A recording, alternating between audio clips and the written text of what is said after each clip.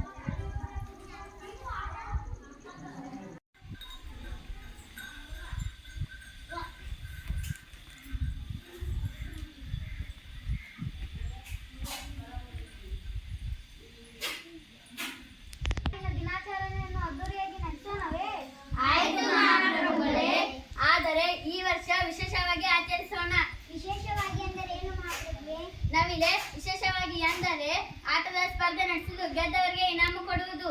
ಇಲ್ಲ ಇಲ್ಲ, ಈ ಬಾರಿ ಆಟಗಳ ಬದಲು ಆಶುಭಾಷಣ ಸ್ಪರ್ಧೆ ನಡೆಸೋಣ. ಏಕೆ? ಮೊನ್ನೆ ಆಮೇಲೆ ಓಟದ ಸ್ಪರ್ಧೆಯಲ್ಲಿ ಸೋತಿದ್ದಕ್ಕೆ ಭಯವೇನು? ಇಲ್ಲಪ್ಪ, ನನಗೇಕೆ ಭಯ? ಆಶುಭಾಷಣ ಸ್ಪರ್ಧೆಯಿಂದ ನಾವು ಎಷ್ಟೋ ವಿಚಾರಗಳನ್ನು ತಿಳಿದುಕೊಳ್ಳಬಹುದು. ಆಶುಭಾಷಣ ಸ್ಪರ್ಧೆ ಹಾಗೆಂದರೇನು? ಸರಿ, ಹಾಗಾದರೆ ನಾಳೆ ಸ್ಪರ್ಧೆಗಳನ್ನು ನಡೆಸೋಣ. ಆಯಿತು ಮಹಾಪ್ರಭುಗಳೇ.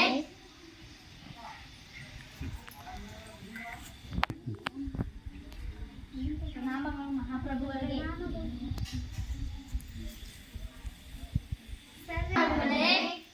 ಒಬ್ಬೊಬ್ಬರಾಗಿ ಸಾಲಾಗಿ ಬಂದು ಈ ಚೀಟಿಗಳನ್ನು ಎತ್ತಿಕೊಂಡಿದ್ದೀವಿ. ರೋಗಿ ಬಯಸಿದ್ದು ಹಾಲು ಅನ್ನ, ವೈದ್ಯರು ಹೇಳಿದ್ದು ಹಾಲು ಅನ್ನ ಎಂಬಂತೆ ನನಗೆ ಮೊಬೈಲ್ ವಿಷಯ ಬಂದಿದೆ. ಈಗ ಎಲ್ಲರ ಕೈಯಲ್ಲಿ ಇರುವುದು ಮೊಬೈಲ್. ಇದರ ಮೂಲಕ ಜಗತ್ತಿನ ಮೂಲೆ ಮೂಲೆಯಲ್ಲಿ ಜನರು ವಿಚಾರ ವಿನಿಮಯ ಮಾಡಿಕೊಳ್ಳಬಹುದು. ವಿಚಾರ ವಿನಿಮಯದ ಜೊತೆಗೆ ಸಂದೇಶಗಳನ್ನು ಕಳಿಸಬಹುದು. ಇವಲ್ಲದೆ ಇದರಿಂದ ಛಾಯಾಚಿತ್ರವನ್ನು ಬಿಡಿಸಬಹುದು ಮತ್ತು ಲೆಕ್ಕಗಳನ್ನು ಮಾಡಬಹುದು. ಇದರಿಂದ ಇನ್ನೂ ಹಲವಾರು ವಿಷಯಗಳನ್ನು ತಿಳಿದುಕೊಳ್ಳಬಹುದು. ಮಹಾಪ್ರಭುಗಳೇ, ಬಲೆ ಬಲೆ, ಮುಂದಿನವರು ಬರಬೇಕು. ನನಗೆ ರೈಲು ವಿಷಯ ಬಂದಿದೆ. ಓಹೋ, ನನಗಿಂತ ವೇಗವಾಗಿ ಚಲಿಸುವ ಉದ್ದವಾದ ವಾಹನ ಇದು ಕಂಬಿಗಳ ಮೇಲೆ ಮಾತ್ರ ಚಲಿಸುತ್ತದೆ. ರೈಲಿನಲ್ಲಿ ಒಮ್ಮೆಗೆ ಹೆಚ್ಚು ಪ್ರಯಾಣಿಕರು ಪ್ರಯಾಣಿಸಬಹುದು. ಸರಕುಗಳನ್ನು ಸಾಗಿಸಬಹುದು. ರೈಲಿನಲ್ಲಿ ಕುಡಿಯುವ ನೀರು, ಊಟ, ತಿಂಡಿ, ಮಲಗುವ ವ್ಯವಸ್ಥೆ ಕೂಡ ಇರುತ್ತದೆ. ಈಗ ಪ್ರಯಾಣ ಸುಖಕರ ಹಾಗೂ